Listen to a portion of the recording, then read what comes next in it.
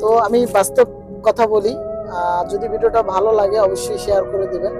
আমি বলবো যারা নতুন এসেছেন সৌদি আরবে, তো আমি সৌদি আরবের বিষয়ে শুধু কথা বলি, যেহেতু আমি সৌদি আরবে আছি প্রায় 9 বছর যাবত।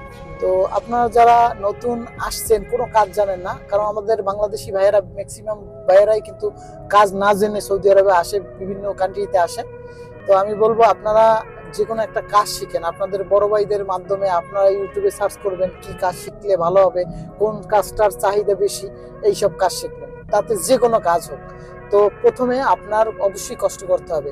আপনারা যদি মনে করেন যে আমি বিদেশে গিয়েই ডলার কামাবো, রিয়াল কামাবো, হ্যাঁ কামাতে পারবেন, কিন্তু কঠোর পরিশ্রম করতে হবে।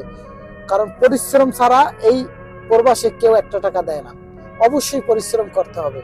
যারা পরিশ্রম করতে পারবেন তারাই সৌদি আরবে আসবেন, যারা করতে পারেন না তাদের এসে কোনো লাভ নেই।